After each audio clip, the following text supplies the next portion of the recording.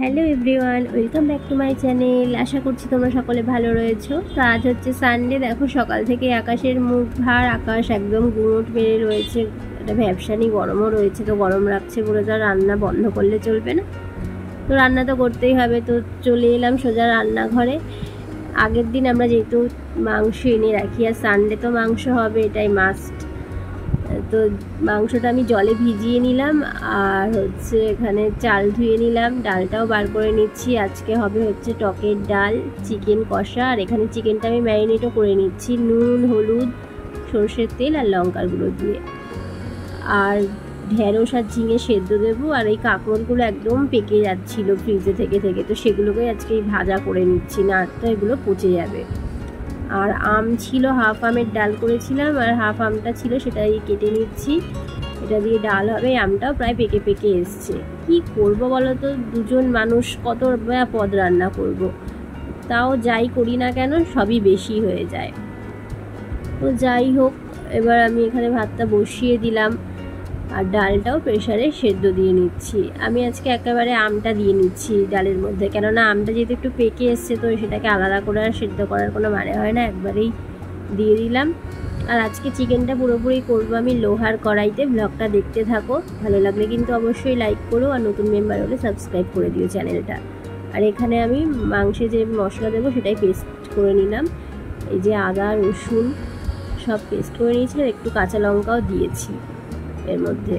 আর আমি টমেটোও দিয়েছি, বাট ওটা পেস্ট করিনি, ওটা এমনি কুচিয়ে দেখো দিয়ে দিচ্ছি। পেঁয়াজও কুচিয়ে নিলাম। এটা এবার ম্যারিনেট করে রেখে দেবো, ওই 45 মিনিটের মতো থাকবে, তারপরে মাংসটা বসাবো। তো যাই হোক, আগে যখন ছোট ছিলাম সেটাই ভাবছিলাম যে আগে যখন ছোট ছিলাম তখন সানডেটা কত মজা করতাম। সানডে আসলে একটা মজা হতো যে সানডে পড়াশোনা বন্ধ, কোনো রকম টেনশান নেই, স্কুল বন্ধ। আর এখন সানডে হলেই মনে হয় বাবা, সানডেতে তো মানে বিশাল চাপ, এটা সেটা রান্না রয়েছে, তারপর টাইমলি হাজব্যান্ডকে খেতে দেওয়া, সব কিছুই। আর আগে সানডে হলে হয় মা বাড়ি ঘুরতে চলে যেতাম, নয় কোথাও বেড়াতে যেতাম, কোথাও না কোথাও যেতাম। সানডেটা কাটতোই পুরো অন্যরকমভাবে। তাই বলে না, লাইফ ভেরি আনপ্রেডিক্টেবল, সত্যিই তাই। বিয়ের পর দেখো সত্যি লাইফ কেমন চেঞ্জ হয়ে যায়, তখন আমরা একটা মানে হাত পা বাঁধা হয়ে পড়ি, যেগুলো করতেই হবে, এগুলো করা ছাড়া তো কিছু নেই। যারা হাউস ওয়াইফ রয়েছে, যারা ওয়ার্কিং লেডি রয়েছে, তাদের ব্যাপারটা আলাদা, কারণ তাদের মেড সার্ভেন্ট থাকে, তারাই বেশিরভাগ কাজ করে, তাদের এইসব হেডেকই থাকে না। যারা হাউস ওয়াইফ রয়েছে তাদের তো সব কিছুই হেডেক নিয়েই চলতে হয়, তাই না?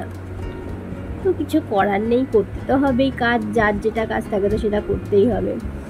তো সবই মানিয়ে নিয়ে করছি, এই আর কি। তো ব্লগ তোমরা দেখছো, কেউ লাইক করো না, সাবস্ক্রাইব ছেড়েই দিচ্ছি। তো এরকম করলে কী বলতো, ইন্টারেস্ট হারিয়ে ফেলে মানুষ একটা ব্লগ বানাতে, না? তোমরা যদি একটু সাপোর্টই না করো, তাহলে আমি আর কী করে অ্যাপ্রিসিয়েট হবো, বা আমি আরও নতুনত্ব আনবো ভিডিওর মধ্যে? আমারও রোজ একঘেয়েমি দেখাতে ভালো লাগে না, তাও দেখাচ্ছি। দেখো এখানে আমার রান্নাবান্নাও কমপ্লিটও হয়ে গেল, ভাত হয়েছে, যা যা বললাম আর কি, টকের ডাল, কাঁকরোল ভাজা, আর হচ্ছে ঢেঁড়স, একটু স্যালাডের জন্য শশাও কুচিয়ে নিয়েছিলাম, আর এই যে চিকেন কষা। তো এরপর চলে এলাম স্নান করে, একটু স্কিন কেয়ার করে, তারপরে একেবারে লাঞ্চে যাব পুজো আর্চা করে।